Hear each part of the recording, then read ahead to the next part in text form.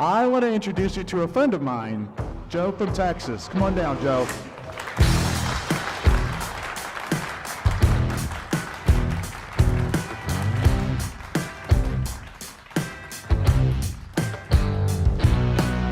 We have a crisis in this country, and it's called the national debt. We owe too much money to foreign countries.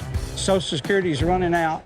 What we need to do is we need to find a candidate on either side that has the debt on their mind. We have an addiction in this country of spending more than we take in. There's no reason for that. You couldn't run your house, you couldn't run your business if you spent 30% more than you take in every month or every year. We can look out the windshield now and get this thing straight, but we got to have somebody, man or woman, that's got the backbone to say enough is enough.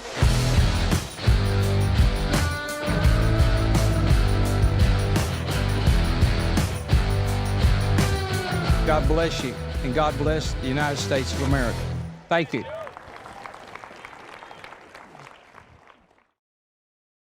I love this country more than I can express today, just standing here on the sidewalk. But when I see Linda, and I see our children and our grandchildren, our great-grandchildren, and the employees that have blessed me to work with me for almost 50 years, and what this country gave me an opportunity to do, I'll never be able to repay this country. And you know, we all know that there's a problem here. And all these are big buildings behind us. If we don't get people to change their ideas and their beliefs and what they want to do, then these buildings here are not going to solve America's problems. We need to change a lot of the people that are in these buildings, and that'll help America. Congress needs to pay attention to the problems. I know they listen to enough people to get reelected, but they need to really look at the problems that's haunting America right now and do the right thing. Whether that means you don't end up winning again, and nobody wants to leave Washington, it appears, unless we get something called term limits there to make you do the right thing. But Congress needs to do what's right for America. Don't continue to do what's right for the right or the left. Just do what's right in your heart and what's right for this country, and this country will be better off for it.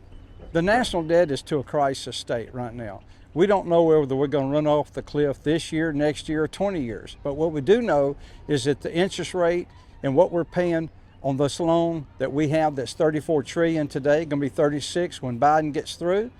The government accounting office has already said we're going to go another $2 trillion a year in the hole for the next 10 years. That's $56 trillion. That's going to cost America $2 trillion a year just in interest. That's going to take a lot of programs we have today away or limit their ability, and that's disastrous for America. If you look at national security, and to stay a superpower, you have to stay financially strong. You have to have a strong military. If you don't have the money, then you can't have a strong military. And that's our national security, and that's where we got to be careful. We're borrowing money from countries that don't like us. That is a dangerous situation. Well, vote for whoever's going to take the debt seriously. You know, it doesn't matter if it's a Democrat, Republican, or even an independent. Whoever addresses our problem financially in this country, because it doesn't matter about all the other problems we have, and I don't belittle any problem America has, from the border to the fentanyl, to any problems that this country is facing right now. If you can't pay your bills, all the other problems will overcome you. So we need to wake up to the debt. With Social Security, a lot of people say it's an entitlement, and I disagree with that. I don't think it's an entitlement because people are paying in, your employer's matching it. That's not something the government just set aside for you. Now, you may retire and live longer than it, and to draw out more than your retirement, and that's okay. Then the government's chipped in a little bit on that. But we got 68 million people on retirement right now on Social Security. In 9 years, we'll have 75 million. If we let this run out, we're going to double the poverty rate for elderly people overnight, and that's not American. No presidential candidate really is going to give one person the time of day, unless it's people in his inner or her inner circle. So we've devised this kind of like Newt Gingrich and them did in the 90s. Okay, and if we can get 3 or 4 or 5 million people on board with us to sign on to what we're doing, we'll take that to whoever gets the nomination and whoever's whether it's Biden, Trump, and then maybe somebody else, and sit down and say, what do you think about this? What can you say that you would do like Newt Gingrich and his Congress did in the 90s? What would you get voted on. How will you help some of these things at least be addressed? We know you can't guarantee getting them passed, but will you at least take these things serious? If we was to give Biden $5 million or Trump $5 million, or could we bring them 5 million votes? I think both of them would take the 5 million votes. I've always admired Newt Gingrich. I read a lot of his books and so forth. I voted for Bill Clinton. You know, they balanced the budget 4 times in a row, paid it down twice. First time in history that's ever been done. And now we've got 24 years that followed that. And our Congress, our administrations, Washington has failed the American people 24 years in a row financially. Perot was a great American, great patriot. God bless his soul. He got on the ballot in '92. Didn't want to be president, but he said $4 trillion was unsustainable, and so he ran for president. Now, he was not successful, but that came to the forefront. The debt came to the forefront. And then when Newt Gingrich and his group got in with Bill Clinton, they balanced it 4 times in a row because it was on America's mind. And now, when this administration finishes, we're at $36 trillion. That's 9 times what Ross Perot said was unsustainable. Now? Yeah, people don't take it seriously. They think that the debt does not affect them. It does. We're paying billions of dollars, hundreds of billions of dollars in interest every year, and a lot of it going to foreign countries. Yeah, it's going to affect 338 million Americans. Nobody's going to escape the problem that we have with this debt because good programs for this country that a lot of people depend on are going to be affected. No, Social Security is not an entitlement. My daddy paid in for a while. He had a stroke in '57. We drew Social Security. Actually, that form of Social Security was because he was disabled.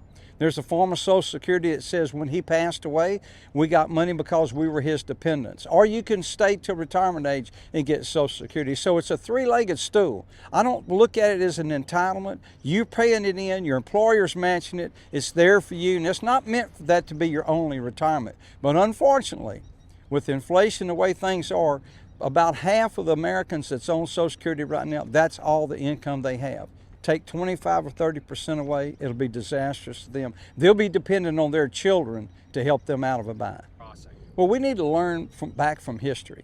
When we had Ellis Island going from the late 1800s to 1954, 20 million people came to this country from Germany and Russia and all parts of the world that wanted to come to America for a chance to have the dream that we have. And it's important because we need to bring good immigration here to help us build this country and work to support this country. So if we do that properly again, we'll have millions of people 30, 40, 50 years from now, they'll have ties to Ellis Island like 38 million people do today. Police? Well, we have to have respect all the way around. I see now that respect is leaving the household. We don't have it like we had before. We don't have it in school. We don't have it just about on jobs. And now we don't have it for law enforcement.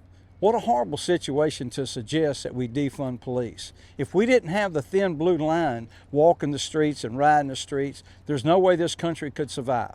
You know, it's bad enough the amount of crime we have today, but if the criminals didn't know that we had the thin blue line out there to protect us, that you would lock yourself in your house about 5 o'clock every day and never come back out.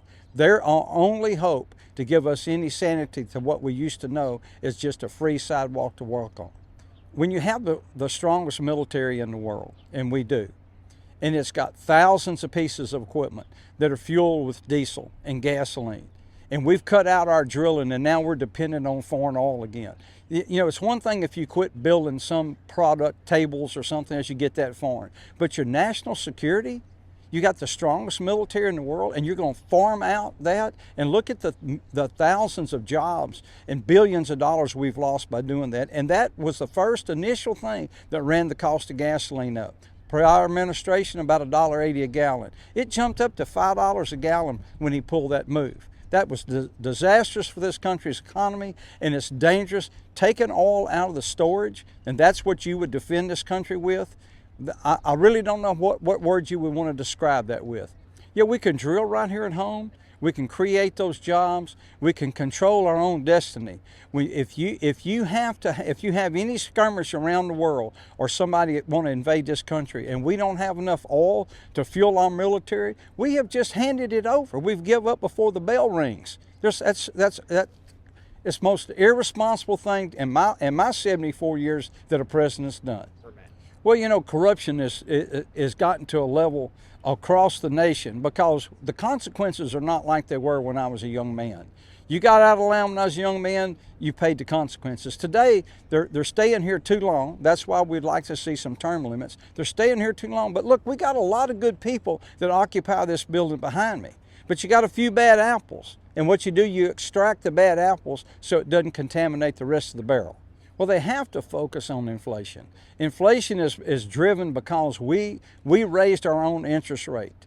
We mismanaged where we are financially in this country. We had to slow down where we were going, so we kept raising the interest rate. Now we got inflation's getting a little bit back under control right now, but it costs this country trillions of dollars in payments. Across the board, people paying higher interest on their house, higher interest on their credit cards. That took money instead of buying maybe a table and chairs or a washer and dryer or something for the kids or a vacation. They can't go. They have to pay a higher interest rate. That hurts the economy. It's got a trickle-down effect when inflation gets to where it is today. Well, parents need to have the choice for their children, okay, and to get them an education that they had, because we're looking at, especially people like me, and I'm a grandparent and a great-grandparent. My children went to a public school. They didn't go to a private school, but we had a good curriculum, and they had prayer in school.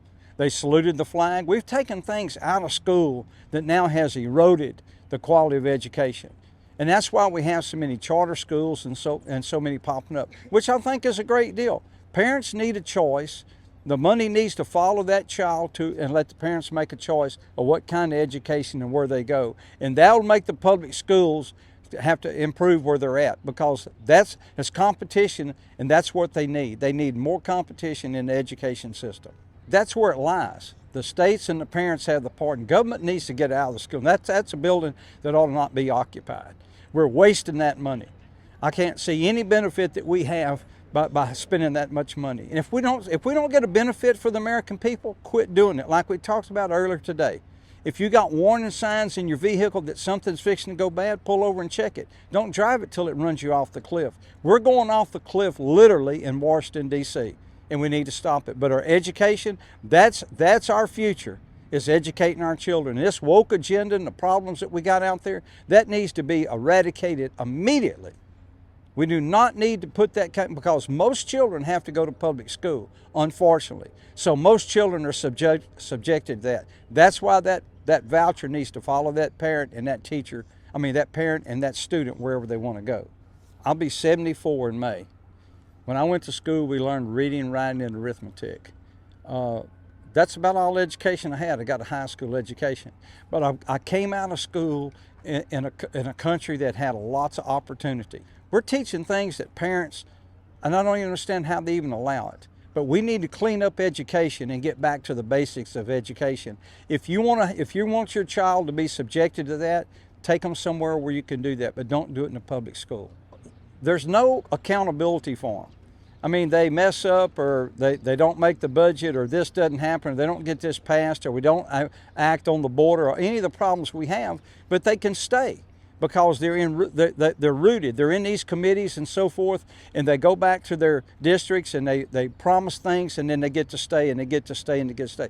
If they knew that they were going to leave in 10 and 12, 14, 16, 18 years, whatever the number is, something reasonable, then I think they clean their act up because they know somebody else is coming on. And when those other people come on, now just saying you got term limits of 18 years you get to stay, you still don't. You still have to be elected. It's not guaranteed, but it is a guarantee, get out. Well, it's so serious today that I think now America is starting to take heed to the warning.